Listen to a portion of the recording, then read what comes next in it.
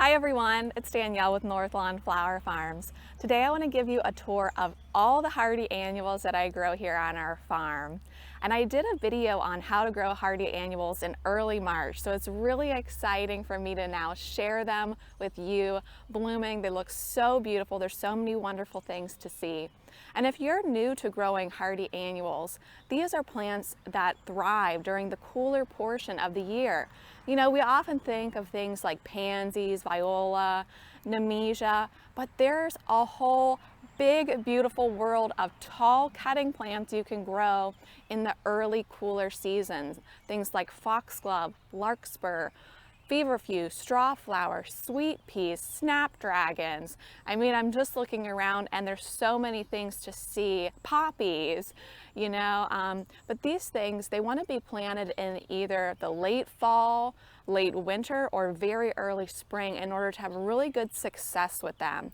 I'm here in Zone 6B, and almost everything that you're going to see today was planted 6 weeks before the first frost in the fall. The only exception was going to be our snapdragons, which I planted in very, very late winter. But if you're new to this concept, I would really recommend the book Cool Flowers by Lisa Mason Ziegler. This book has helped me so much over the years. I constantly reference it year after year after year for help. It tells you all the winter hardiness zones of each single flower that you want to grow, all the flowers you can grow, and she really just explains it in a way that's really easy to understand. So enough chit chat. Let's see some beautiful blooms.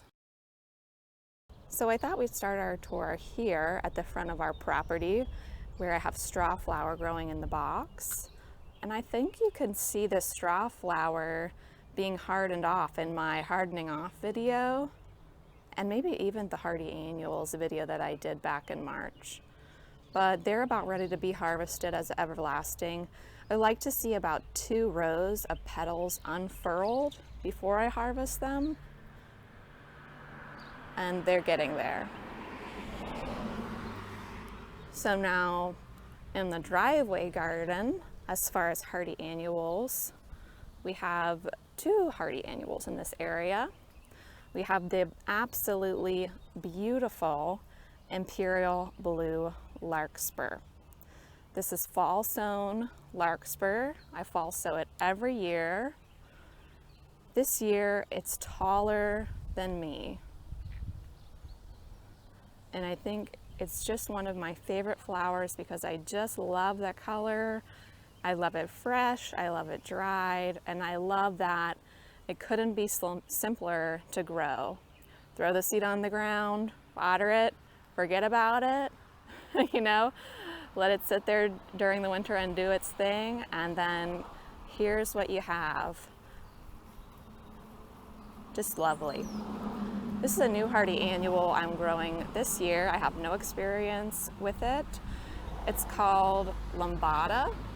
It's an annual form of monarda, and it's supposed to get pretty purple whorls. So I've been growing it a long time. When did I start this under lights? I'm thinking maybe I started it in January or very early February, and I put this out in very late winter, and it was absolutely fine with the cold. So hopefully we'll see this blooming when I do a June garden tour. And back behind there is Tithonia, not a hardy annual, but it'll be nice to have Tithonia there once the larkspur has petered out. So now we're in the driveway. Hopefully it's not too loud in my microphone. We got to do some pruning yesterday. So we can go here to the main garden walk. Here I have a pink Bachelors Button, and I pulled out about 2/3 of this Bachelors Button already and reseeded in some orange Oriole zinnia. I really like Bachelors Buttons at first early in the season, but honestly it's not really a profitable flower and it's very time consuming to cut. So once other things are ready to go in this space, it gets ripped out. Like it was growing all in there too. It gets ripped out and something more valuable is planted in. But it's still pretty, and I'll leave it for probably another week. Then I'll rip it out and plant it all up with zinnias or sunflowers. Now here's something that, isn't that beautiful? This is Foxy Foxglove. It's an annual foxglove and it's also a dwarf variety. The seed says it only reaches heights of 36 inches. That seems accurate to me. And you know, what a stunner it is. This was planted in very, very early winter. I had this out here in February and it took a lot of frost and freezes like a champ. Back behind it is the Blue Celeste Sweet Pea blooming. Here's some more Larkspur that I just seeded in. In retrospect, I should have seeded this in behind the wishing well, but you live and learn. And it's really beautiful, isn't it? I really like all the spikes here.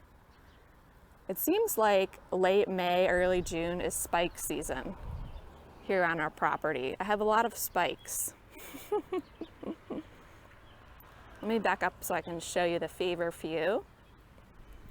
This is fall sown Feverfew. I sowed this seed 6 to 8 weeks before our first frost was expected. It winters over wonderfully and now it's blooming, and it's really a nice addition to bouquets.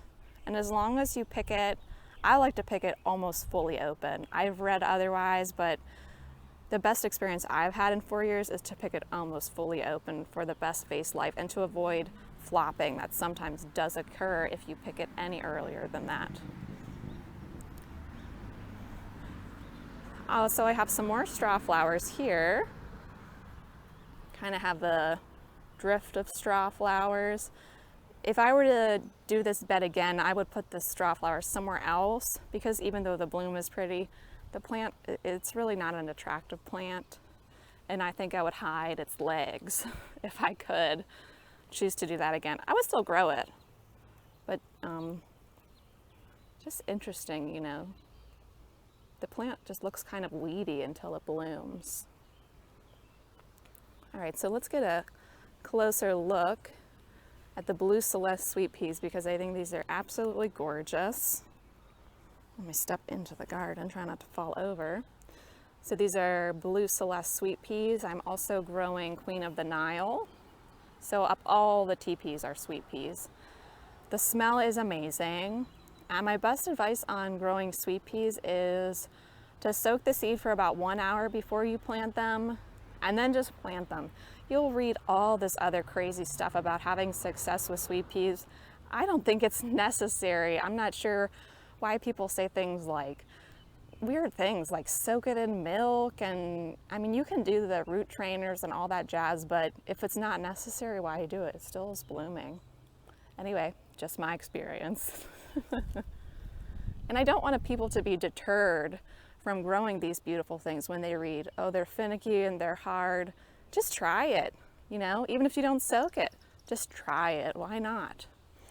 Back here we have blue Bachelors Buttons, and I'm still cutting on those. Those are lasting a little bit better than my pink ones. They're more protected from the sun. Down here we have some Love in a Mist. See, in the middle here is this Vitex, and then Love in a Mist on both sides. Pretty much going to seed now, so I'm harvesting them for the seed pods. Someone asked me if Love in a Mist is a cut and come again flower. Unfortunately, it's not. It's more of a one and done flower, and it's something that you want to succession plant. I have some poppies tucked in here. They're definitely, they're gonna be a couple more weeks. Lisianthus is not yet blooming, but it is budded up. So by our June garden tour, I'll at least have some Lisianthus to show you. Anything else in here a hardy annual? I don't think so. I hope I'm not missing anything. Oh, I have some Calendula over here. What variety was this I seeded? It was some kind of a peachy Calendula. It's okay. I don't think I would grow it again. So we can head back to the boxes now, where we have quite a few hardy annuals. And back here, I'm going to show you some issues I'm having with pests and disease, because these things happen. And it's important to keep it real because when you're growing flowers, there's bugs you don't want, there's diseases you're sad to get, and that's just part of it. Okay, so we'll just start here, why not? This is Dora, and for the first year ever, I'm not sure if I'm dealing with spotted lanternfly issues or if I'm dealing with rust. So if you have experienced one or both of those, I would love to hear your thoughts in the comments section. So it's about to bloom, and it blooms a beautiful purple color, but do you see this one here? So at first I thought it was rust, which maybe it still is, but before this all happened and the plant looked green, I had spotted lanternfly on it. I would say about 8 of them. I killed them all by hand. I kept coming out here and killing them by hand, and then the plant just completely wilted down. Now it all looks like it looks like rust. And if I hadn't seen the lanternfly, I would have just thought that. But the way it's slumped over like this, so I need to pull that plant out and dispose of it, because none of the other plants around it are yet infected. So any advice you can give me there, I'm all ears. Spotted lanternfly is just, I had a nightmare about them last night.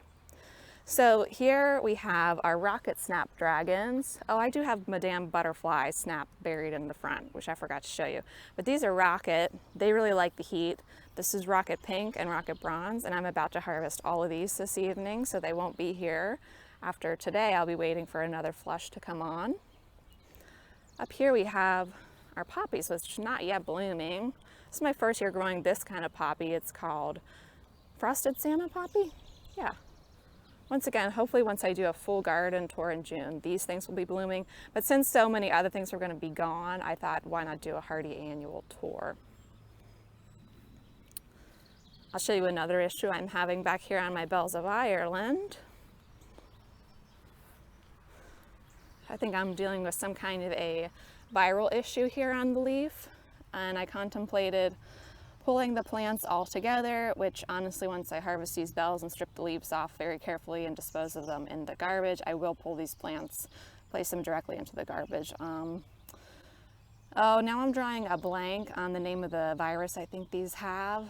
It was a long name I had never heard of before, but some other farmers had it.